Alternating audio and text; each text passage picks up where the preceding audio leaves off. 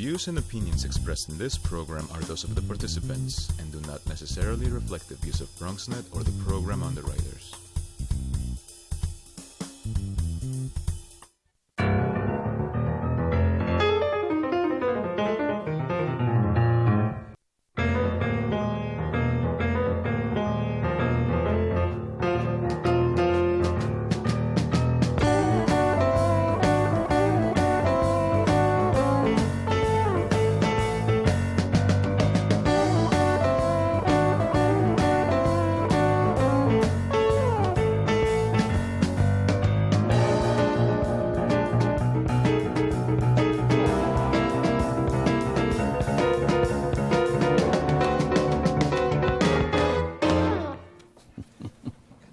Good evening and welcome to Bronx Talk.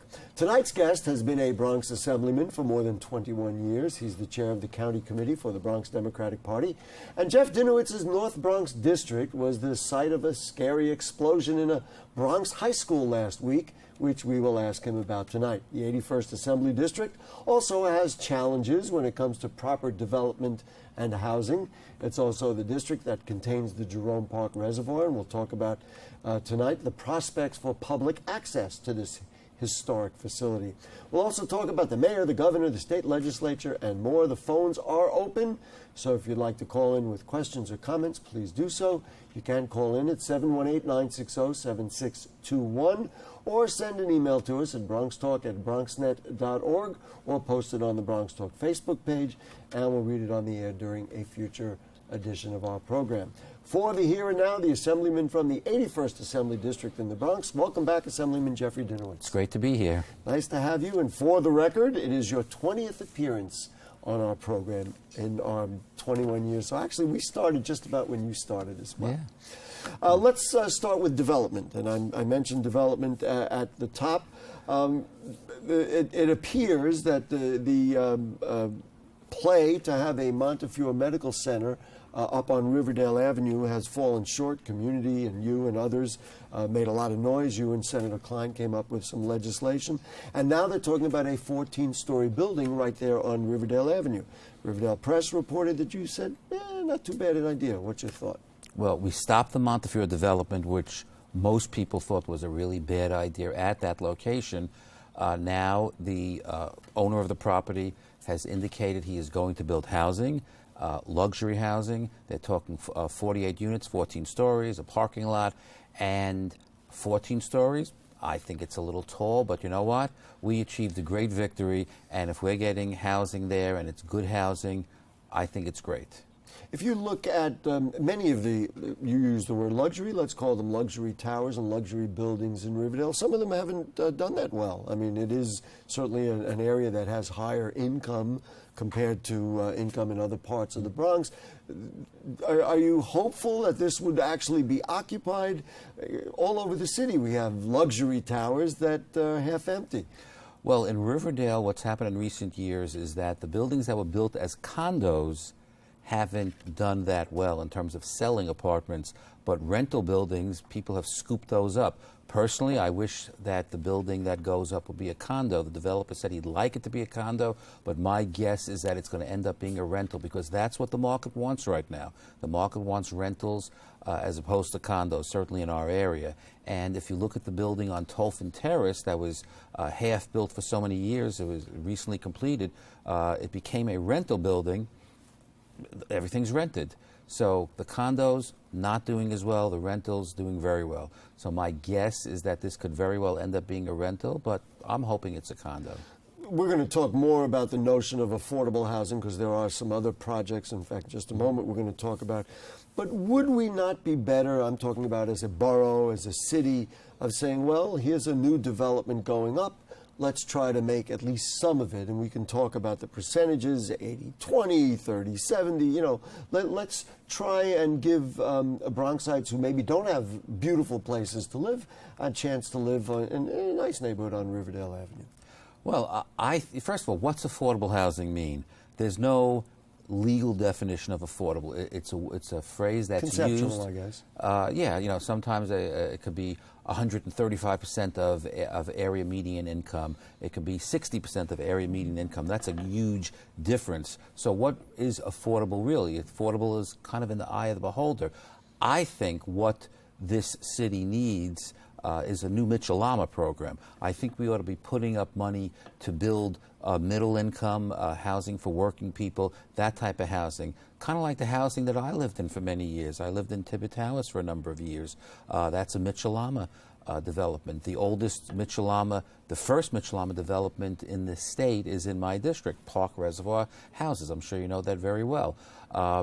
And those were houses that provided stability to communities. They provided affordable housing for working families. So if you have a policeman and married to a teacher, they could be eligible for that type of housing as opposed to housing for the wealthy.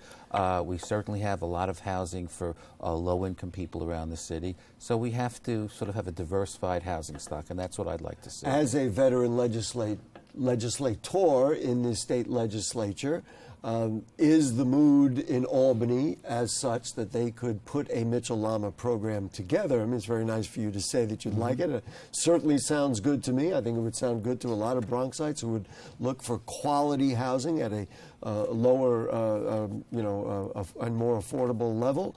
But that's got to be an act of the state legislature, which has got to fund it, et cetera, et cetera. Is the mood up in Albany for something like that? I don't think the mood is there right now. I think it would take leadership from the governor.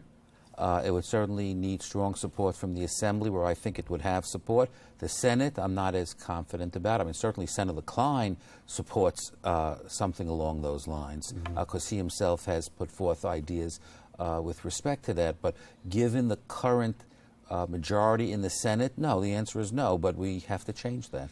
A much more controversial project is on Cannon Place in your district, written about in the Riverdale Press. I know you held a meeting, I guess, in your office Right, we've had with a two number meetings. of people about it. This is the Stagg Company is talking about a project on Cannon Place. Adolfo Carrion is their lead spokesperson. People in the community are saying, you know what? We don't like the idea of this. It would be built on a big hill. What are your thoughts? It's a terrible location. It's on a huge hill with a retaining wall on the east side of the property. One side of the property is Cannon Place, which is a very narrow, lightly trafficked, quiet street. The other side is Fort Independence Street. The proposal that they originally put forth orients the building to the Cannon Place side, which would have the main entrance. That's where people would come in and out of. That's presumably where cars would drop people off, which is, of course, crazy. It's a very thin street. It's almost like one of those small European streets. Yeah, exactly. So I, Councilman Cohen, people from the community, we had said, if you're going to build this, orient the building to Fort Independence Street. That's where most people would probably prefer to enter and exit anyway. That's the side closer to the train, that's the side closer to the shopping, and that's also the wider, more heavily trafficked street. I think the building that they're proposing is too big, but they have, within the zoning rules, they have a right to build a certain amount of apartments, and it's a lot of apartments. So too big, shouldn't be on the Cannon Place side. The Now, entrance. according to the reports, and again, one would think the negotiations would go a little better. Somebody you know well, somebody I know well, is the former borough president, Adolfo Carrion, is right there. He says, no problem, the entrance will be on Fort Independence Street. There was some concern that they had pledged that they were not going to file for the building, by a certain date, and then all of a sudden they found out that they had filed their papers for the building. It just, and the more I hear about Stagg and the developments they've done in other parts of the Bronx, there's concern. Your thoughts about them building it and the specifics of this project? Well, we held two meetings in my office. It was our impression, it was certainly my impression after the first meeting, that they would not file their plans yet. When we had the second meeting, apparently they already had filed their plans, and they didn't tell us at the second meeting. So that was, to say the least, a little bit annoying. I mean, they would say that, well, we had to get something filed, we had to get in the door, we can always amend the plans, and so on. My the second meeting otherwise was, I thought, a productive meeting. We'll see what they come up with. We asked them to go back to the drawing board as opposed to just making little changes. Go back to the drawing board, put together plans for a building that is that's the main entrance of which is on 4th Independence Street, and we'll get together in September. What would you like to see there? I mean, the quote from the newspaper was that Carrion said, balancing getting as much in there while improving the quality of life of the neighborhood. I guess what would scare people in the community is balancing getting as much in there, which means they want to just obviously load it up. What would you like to see? Well, there? those two ideas, I think, are in direct conflict with each other. I would like to see nothing there, but okay. Well, right now it's an empty lot, but presumably like that, the way it is now? I don't love it the way it is, but not everything has to be built on. But I'm going to assume that something is going to be built there. But if you look at that immediate area, right down the block, you have the 350-unit 4th Independence NYCHA building. A little bit closer, you have the Cannon Heights Mitchell-Ama Co-op. There's a lot of people who live in that building. And then they've built other buildings in that immediate area in recent years. So we're getting to the point where there's going to be no open space, nothing but building after building after building. And when these things happen, there seems to be very little planning. Even on the citywide level, the administration talks about creating much more housing, 200 units of housing, either built or saved, 80,000 units of which would be affordable. But are we getting schools? Are we getting more mass transit? Are we getting all the services that we need? When you build more housing and you bring in more people, you need the infrastructure to support that larger population. You talked about the building on Riverdale Avenue as having 40 parking spaces. There are new zoning regulations, as I understand, that are out there that are going to exempt some builders from building parking spaces. I would think in that particular location, I should mention to our viewers, we did a mini study of the potential of creating an historic district in that particular neighborhood. So that's the character that people see it as. But if there's not parking for that building, I could see just an incredible nightmare in that area. Well, we haven't seen in writing the details of a plan, but what's being talked about is exempting from the elimination of parking regulations areas that are a certain distance from subways. So most of Riverdale would not be impacted by that, from what I understand. We haven't seen the plan yet. But other areas, such as 4th Independence Street, could very well be exempted. And what that means, what the city wants to do, and this is nothing new, this was certainly true under the previous mayor and the previous DOT commissioner, they want to make it difficult for people to own cars in New York City. Now, that's fine and dandy if you live in Manhattan, but if you live in the outer boroughs, particularly in the outer edges of the outer boroughs, such as the North Bronx, you should not be trying to force people not to own cars. I'm not saying we should encourage people to have cars, but by eliminating parking or lowering parking requirements, you're making it more difficult for people to have a car. And some people need to have a car. And it's bad public policy, in my opinion, to try to do that. I have to ask you about this. The Riverdale Press had a little column saying that Assemblyman Dinowitz has some development right around where he lives, and he decided, well, it's okay to have one building, but when they came up with a second building that was going to potentially obscure or get in the way of your view or your comfort level, then all of a sudden one building was okay, but you didn't want the two buildings. And basically they're saying that you had put your personal preference ahead of the community needs. Well, I'm not sure the Riverdale Press said that. They had sort of what I would call a dumb headline. I'm not sure which person wrote the dumb headline. It did say Dinowitz irks neighbors. That's the dumb headline. Okay. But here's what happened. The first building that was proposed was a building that is on my block. So the second building has nothing to do with my block. It has to do with people on the next block. What is being proposed is a large building on Blackstone Avenue between 238th Street and 237th Street. That's been something that's essentially has been in the works for a number of years now. Why it hasn't happened is because the market, crashed several years ago. But now that things are picking up again, the stock market the past few days notwithstanding, the talk is that they're going to try to build that building. It would be an 8-story building. Yes, it will be on the same block as my building.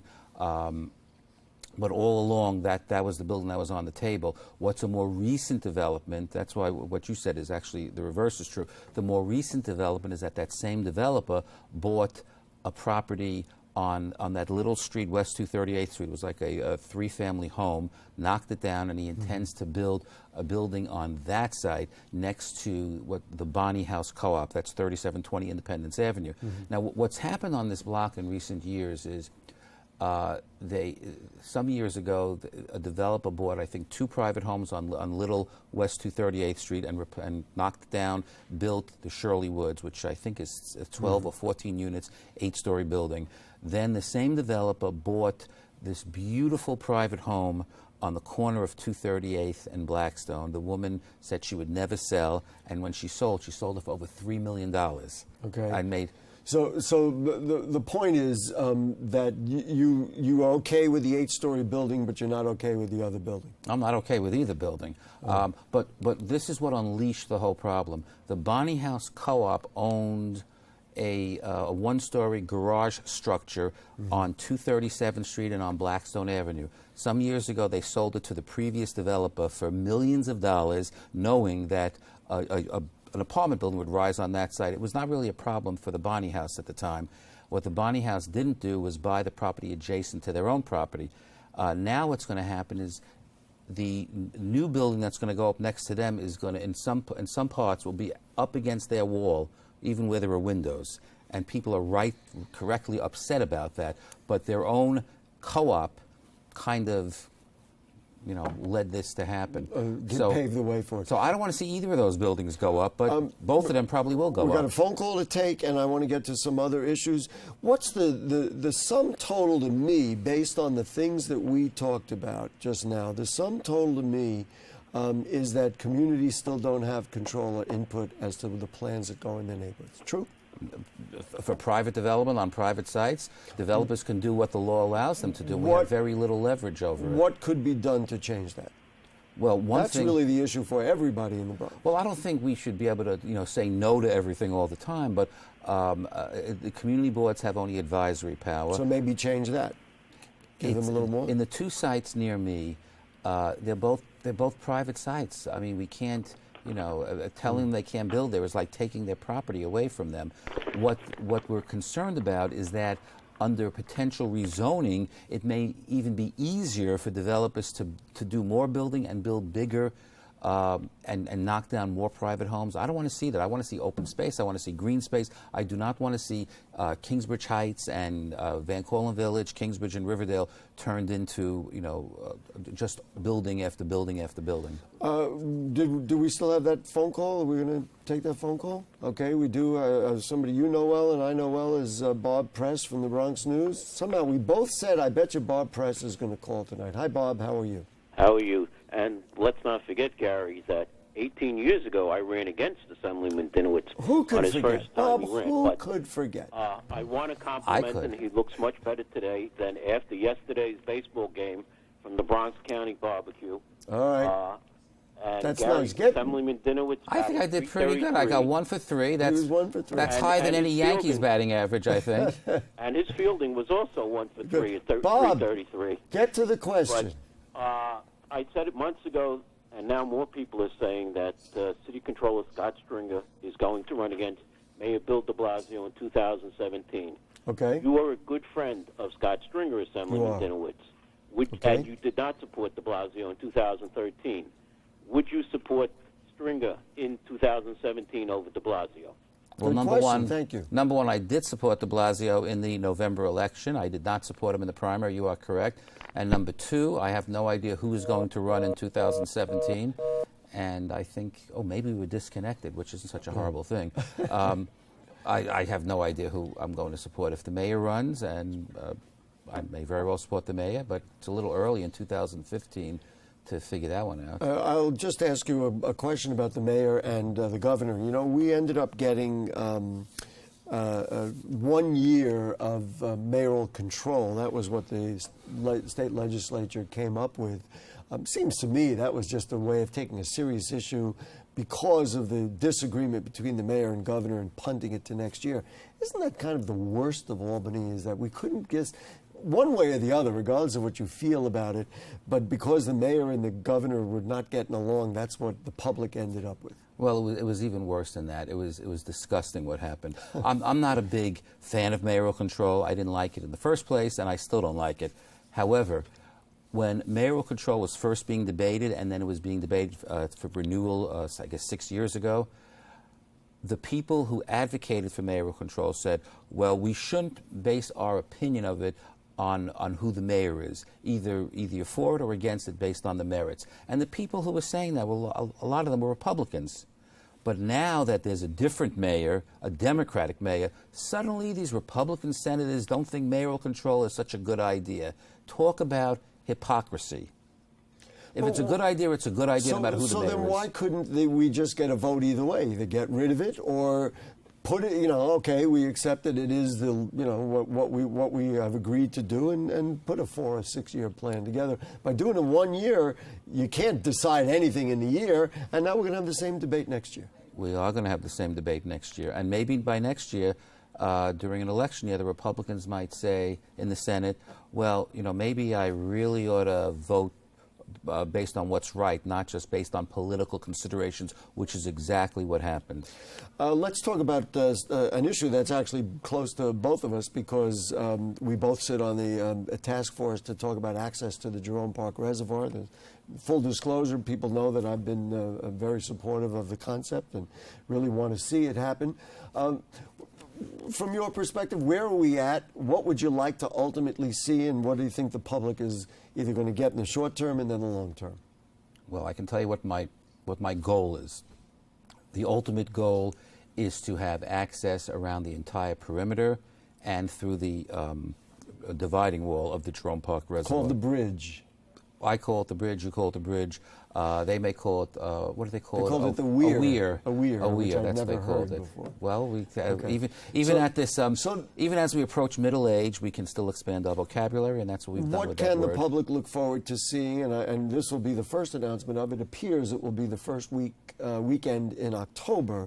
What can the public look forward to seeing, and how do you see that, or do you see that playing forward to getting your dream and my dream, frankly, of having access to the perimeter and across the reservoir? Well, what we're getting on that weekend, and I'm certainly very appreciative that the DEP under this new administration has agreed to fulfill the promise that was made a number of years ago, is we're getting 1 weekend of access, people have the ability to walk around the reservoir inside between the two fences. And I'm hoping that that will show that there's interest and that it can be done safely. It's one small baby step towards what we would like to see, but hopefully an important step. The DEP concerns are that there are security issues. This is now part of the water system, and they say, you know what, if it's part of the water system, unlike the Central Park Reservoir and unlike reservoirs, we just have to take a different look at it, and we just can't let people move about as you or even I might like. Well, security certainly has to be taken into account. I mean, people have considerable broad access to the reservoirs further upstate that bring the water to New York, as we all know. If there are security concerns, I'd like to know what they are. Certainly, being able to get a little bit closer to the reservoir, I don't think that compromises security, but maybe they know something that we don't. I mean, a lot of people right now can throw things into the reservoir if they really want Which to. we certainly would not recommend. We would be very much against that. But the point is, letting people get a little bit closer to the water, is that a security concern? Is it a concern that if people would be able to walk over the dividing wall, over the bridge? I don't see it, but I would love to have some outside agency independently analyze that rather than simply taking DEP's word for it, because that's what we're being asked to take their word for it without explanation. Do you know why they are so against it? Is there a reason why? Well, and I don't... Are they really concerned about security? I can tell you what I think. This is an editorial comment from the host. I think that they have development plans and work plans, and they don't want anything to interfere with that. That could very well be. It could also be a turf issue. Nobody likes to give up control of their turf. Now, I'm not trying to be disparaging. I'm just simply saying what appears to have been the case all these years. They don't want to give up control. Give people access, but do an independent analysis to see if there's really a security concern. A story came out this week, which we're all still shaking our heads, that apparently a worker lit a match in a gas-filled room at the building that houses John F. Kennedy High School and blew out 3 classrooms. I can't even evaluate the wisdom of that. Update, what do we know about what's going on at that building? Well, first of all, got about a minute. We certainly all care and hope that everybody makes a full recovery. Absolutely. It's shocking what happened. Right now, the DOE is scrambling to find places for the over 3,000 kids in the 7 schools that are on that site. They may be able to open up the school on the first day or not so long afterwards for some of those schools, but certainly not all of them. The DOE needs to work 24/7 around the clock to reconstruct the part of the building that's been destroyed, and that's going to still take them several months. And what, the schools, and certainly in your district, have been overcrowded for generations. What are the possibilities? And do we have a sense of how many students are going to need a new place to go? We don't know, but it could very well be all 3,000, at least initially. They're going to have to look far and wide. First of all, half of the kids are from Manhattan, so they should not only look in the Bronx to house these 7 schools. Assemblyman Jeff Dinowitz, we hope you will come back for your 21st appearance on the show at some point. I'd love to. Thank you so much. Folks, one viewer comment we have from the show we did on the Harlem River waterfront plan. That was a couple of weeks ago. It came from Chris TL on Facebook. He said, I'm not against improvements to the neighborhood. If that's what the people of the area want, I would rather they make a rock border to the water so people can get near it if they choose. And let's hope the city community board chooses to maintain it. Often structures near water are just that, structures to see the water and never go near it. Very similar, I guess, to the dialogue I just had with the Assemblyman about the Jerome Park Reservoir. If you have further questions or comments on anything you heard on tonight's show or anything going on in the Bronx, then email them to us at bronxtalk@bronxnet.org. You put them on our Facebook page, just like that Chris did, and we'll read them on the air during a future edition of our program. We ask you to like Bronx Talk on Facebook, and you can check out our archives at bronxnet.org. Find Bronx Talk on the lower right navigation bar. Now, next week, with the beginning of school, we focus on one of our children's most challenging issues, and that's been too long overlooked, and that is chronic absenteeism in the public schools. Should be a very important show. And note, we will be doing our 1,000th show. That's correct, 1,000 programs. And that show will be on September 21st. And our guest that night, Borough President Ruben Diaz Jr. So a great achievement. We're very proud of it, but we'll get right to work that night nonetheless. Thanks to our producer, Dalia Gonzalez. Bianca Ortiz was the director. Helen Greenberg works on the show, and everybody else. Thank them, and thank you, and we'll see you next week. Good night.